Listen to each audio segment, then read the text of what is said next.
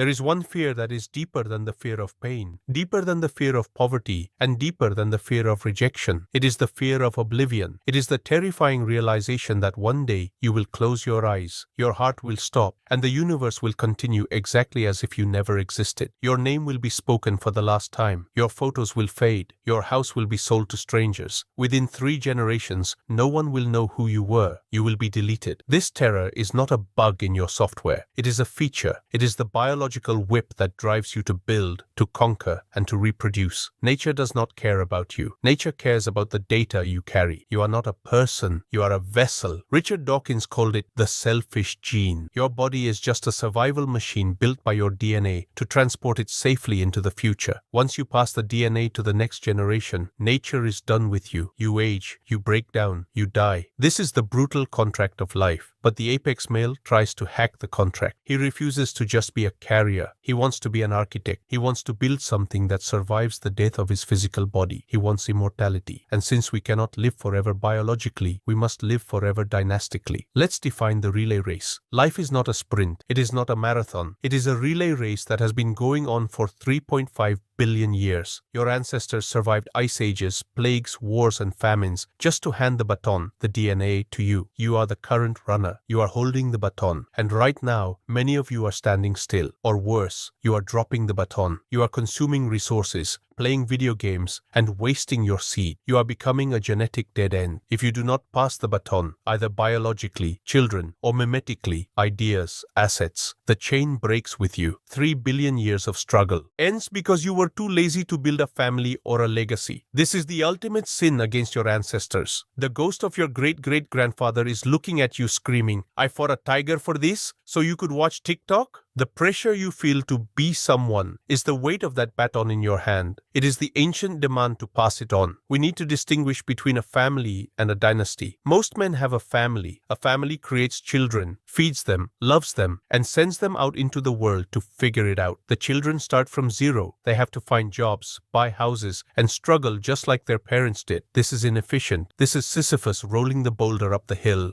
only for it to roll back down every generation. A dynasty is different. A dynasty does not just pass on genes. It passes on infrastructure. The Rothschilds, the Rockefellers, the Medicis, they didn't just leave their kids money. They left them a system. They left them a network. They left them a code of conduct. They left them assets that generate power. When a child is born into a dynasty, they do not start at 0. They start at level 50. They stand on the shoulders of the father. Your goal is not to raise good kids. Your goal is to found a house, the house of your last name. You want your name to mean something in 100 years. You want your great-grandson to look at your portrait on the wall and say, "That is the patriarch. That is the one who changed the trajectory of our bloodline. He built the fortress." This requires a shift in time horizon. The average man thinks in weeks, paycheck. The successful man thinks in years, career. The apex man thinks in centuries, legacy. When you make a decision, you must ask, how does this affect my grandson? If you spend your money on a luxury car today, that money is gone. If you invest that money in a compounding asset, real estate, stocks, business, that money grows. In 50 years, that single investment could fund your grandchild's education. This is intergenerational arbitrage. You are sacrificing your now for their future. This is the ultimate act of masculinity. Masculinity is provision, and the highest form of provision is providing for people you will never meet. It is planting a tree under whose shade you will never sit. Why do you do it? Not for thanks. The dead get no thanks. You do it because it creates meaning. It defeats nihilism. If you are just living for your own pleasure, life is empty. You eat, you poop, you die. But if you are living to build a cathedral that will stand for 500 years, every brick matters. Every dollar you save matters. Every lesson you learn matters. You are not just a guy, you are the founder. Let's look at the biology of memory. We only remember the builders. Who was the richest man in Rome in the year 100 AD? No one knows. He probably spent it all on wine and parties. Who was Marcus Aurelius? We know him because he left a book, Meditations. Who was Augustus? We know him because he left a city of marble. Immortality requires externalization. You must take what is inside your head, your wisdom, your values, values, and what is inside your pocket, your resources, and turn them into something solid. You must build artifacts. A business is an artifact. A trust fund is an artifact. A book is an artifact. If you die without artifacts, you dissolve. This is why I push you to build the fortress, using the tools we discuss in the protocol. Not just so you can buy a Lamborghini today, but so you have something to leave behind. A digital business that prints money is an artifact. It can be transferred. It can support a family long after you are gone. A job cannot be transferred. You cannot leave your senior manager title to your son. When you die, the job evaporates. But an asset is eternal if guarded properly. Stop building sandcastles, jobs. Start building stone castles, assets. The concept of the great filter of lineage. Nature is ruthless. It constantly prunes the weak branches of the tree. If a generation fails to reproduce or fails to maintain the resources, the branch snaps. The line ends. You are the guardian of the branch. You are standing at the great filter right now. Modern society is a sterility machine. It convinces you not to have kids. It convinces you to spend all your money on experiences. It convinces you to be a man-child. This is an evolutionary trap. If you fall for it, you remove yourself from the gene pool. You voluntarily extinct yourself. The apex predator sees the trap. He rejects the child-free propaganda. He understands that his primary biological imperative is to replicate, but not just to replicate biologically, to replicate competently, to create offspring who are stronger, smarter, and more dangerous than he is, and to give them the weapons, the inheritance, to dominate the future. This is the game. It is the only game that matters in the long run. Everything else, the fame, the cars, the parties, is just dust. The bloodline is the only thing that is real. So the question you must ask yourself tonight is, am I a founder or am I the end of the line? If you died today, what would happen to your name? Would it vanish in 20 years? Or have you laid the first stone of a dynasty? You don't need to be a billionaire to start a dynasty. You just need the mindset of the founder. You need to stop consuming and start accumulating. You need to stop living for Saturday night and start living for the year 3000. The baton is in your hand. Do not drop it. There is a proverb found in almost every culture on earth. In Scotland, the father buys, the son builds, the grandchild sells, and his son begs. In China, wealth does not pass 3 generations. In America, shirt sleeves to shirt sleeves in 3 generations. Why is this universal? Because most men make a fatal error in their estate planning. They focus 100% of their energy on financial capital. They work themselves to death to build a pile of money to leave to their kids, but they neglect the other 2 forms of capital. And when you give a pile of money to a person who lacks the character to hold it, you do not bless them, you curse them. You are giving a loaded machine gun to a toddler. He will shoot himself in the foot. Look at the lottery winners. Look at the trust fund kids who end up in rehab. Money amplifies who you are. If you are weak, money makes you weaker because you don't have to work. If you are stupid, money makes you famously stupid. To build a dynasty that lasts 500 years, you must transfer capital in a specific order. 1. Genetic capital, the hardware. 2. Intellectual capital, the software. 3. Financial capital, the fuel. If you mess up this order, the machine explodes. Let's start with genetic capital. This is the most controversial, but the most foundational. You are a biological entity. Your children are biological entities. If you pass on weak genes, no amount of money can save the dynasty. If your lineage is prone to addiction, laziness, or low IQ, the money will vanish. The apex male takes mate selection deadly seriously. He does not choose a wife just because she is hot or fun. He looks at her as the co-founder of his genetic line. He looks at her family. Are they healthy? Are they sane? Do they live long? He looks at her character. Is she loyal? Is she resilient? Because she is providing 50% of the hardware for the next generation. If you build a skyscraper on a swamp, it will sink. Genetic capital also includes health culture. You must raise children who are physically robust. If your son is obese, addicted to screens,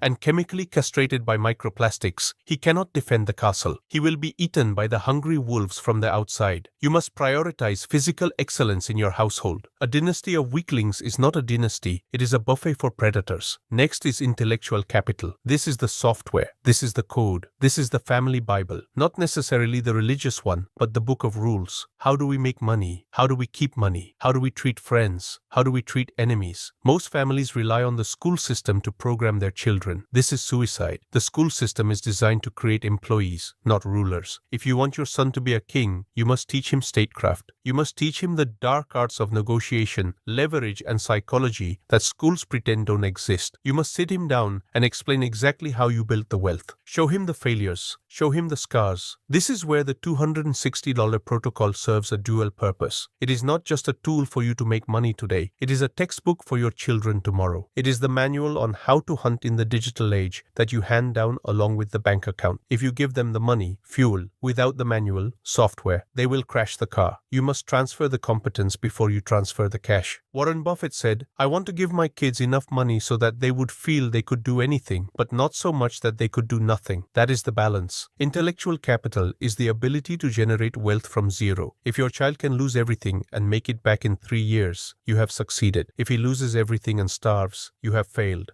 Finally, we have financial capital. This is the fuel. This is the real estate, the stocks, the Bitcoin, the gold. This should be the last thing you transfer, and it should be transferred with conditions. The stupid man leaves his money to his kids, no strings attached. The wise man leaves his money in a trust. A trust is a legal structure that allows you to rule from the grave. It says, you get the money if you get a degree, if you start a business, if you stay sober, if you marry a high-quality person. You use the money as a tool to incentivize behavior. You turn the inheritance into a game. If they play the game well, add value to the family name, they unlock resources. If they play poorly, become a parasite, the tap turns off. This prevents the trust fund brat syndrome. It forces them to stay hungry even though they are rich. It aligns their selfish interest with the dynasty's interest. This is how the old money families do it. They don't just hand over the keys.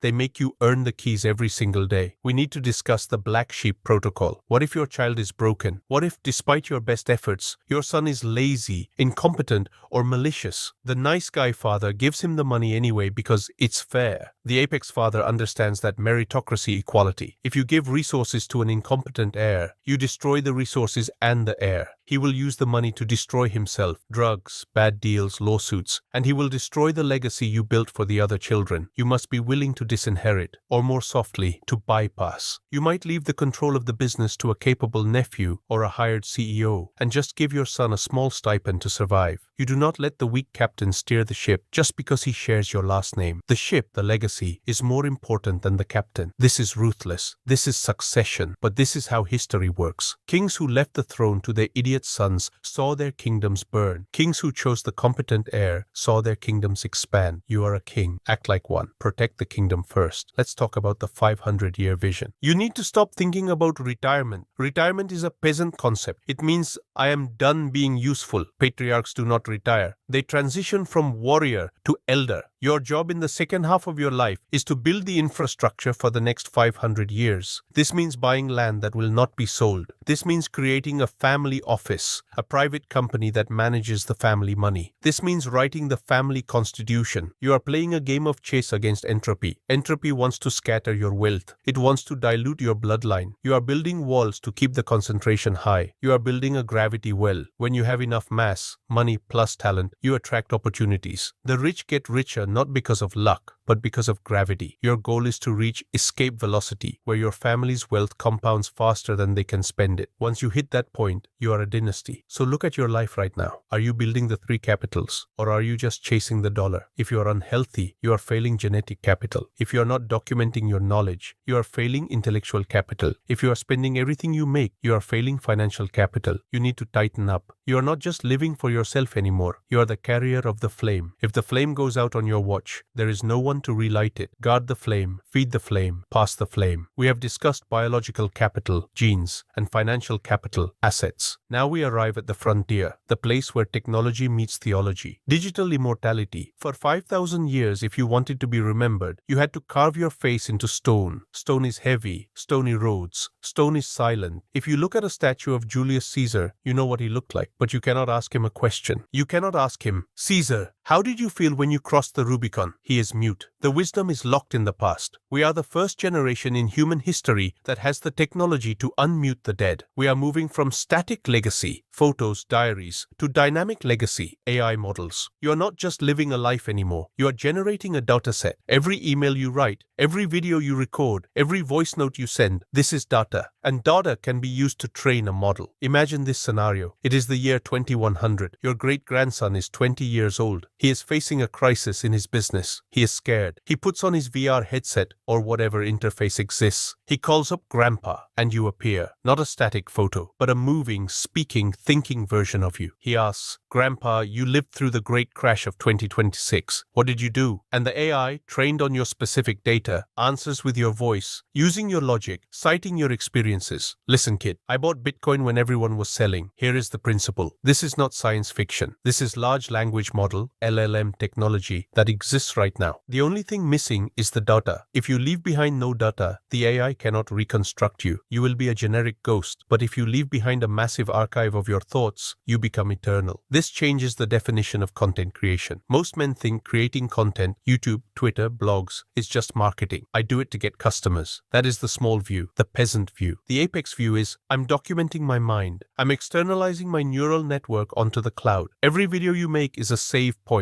Every article you write is a brick in your digital cathedral. If you don't record it, it disappears. Privacy is the enemy of legacy. People who are obsessed with privacy are usually people who have nothing valuable to say. I don't want anyone to know what I think. Fine. Then you will be forgotten instantly. The kings, the philosophers, the leaders, they wanted everyone to know what they thought. They wrote it down. They shouted it. You must adopt the mindset of the archivist. You are the historian of your own existence. You need to record the wins, record the losses, record the lessons, not for the algorithm, but for the bloodline. Let's talk about the digital twin. You are building a golem. In Jewish folklore, a golem is a clay creature brought to life by magic. In the modern world, the golem is made of code, and the magic is AI. You are building a digital twin that can operate when you are sleeping and eventually when you are dead. Right now, you can use this twin to make money. You can use my protocol 260 to set up the automated systems that capture your knowledge and sell it as a product. This is the immediate benefit, cash flow. But the long-term benefit is preservation. When you build a course or a mentorship program or a video library, you are crystallizing your competence. You are saying, this is how I see the world. If you die tomorrow, your son can watch your videos and learn how to be a man. He can learn how to hunt. He can learn how to think. He doesn't have to rely on a stranger to teach him. He has you. This is the ultimate insurance policy. Life insurance pays for his food. Digital legacy pays for his mind. Which one is more valuable? Give a man a fish, he eats for a day. Teach a man to fish via your digital twin. He eats forever. We need to address the shift from consumer to signal. We talked about consumers versus producers. In the context of inheritance, it is signal versus noise. Most people are noise. They retweet other people's thoughts. They share memes. They comment, LOL. This is data trash. It tells the future nothing about who you were. You need to generate signal. Signal is original thought. Signal is, here is a problem I faced. Here is how I solved it. Here is the framework. You need to write manifestos, not just tweets. You need to film essays, not just TikTok dances. Deep work survives. Shallow work evaporates. If you want to be an ancestor that is worshipped, you must leave behind a sacred text. It doesn't have to be religious. Ray Dalio left Principles. Naufal Ravikant left the Almanac. Marcus Aurelius left Meditations. What are you leaving? My tweets about politics? Garbage. Start writing your book of laws. Start recording your fireside chats. Imagine you are talking to your unborn great-grandson. What does he need to know to survive the 22nd century? Tell him. Record it. Upload it. The cloud is the new pyramid. The pharaohs built pyramids to protect their bodies, which failed. Grave robbers stole them. You build the cloud archive to protect your mind, which succeeds. Data is redundant and distributed. Let's discuss the ethics of the ghost. Is it narcissism? Is it arrogant to think your thoughts are worth preserving? No, it is duty. If you have learned anything valuable in your life, how to make money, how to be strong, how to love, it is a sin to let that knowledge die with you. Knowledge is hard to acquire. It is bought with pain. If you delete your knowledge, you force your descendants to pay the same price again. I learned the hard way so you don't have to. That is the act of a loving father. By creating a digital legacy, you are creating a cheat code for your lineage. You are giving them a library of wisdom that gives them an unfair advantage over the kids whose parents left nothing. Life is a competition. Do you want your kids to play on hard mode, or do you want to equip them with the strategy guide written by the best player they know? You build the guide. Finally, consider the speed of obsolescence. Technology moves fast. Floppy disks are gone. CDs are gone. How do you ensure your legacy survives the format changes? You focus on the core principles, not the medium. The medium changes. Video, VR, neural link. The message remains. Courage,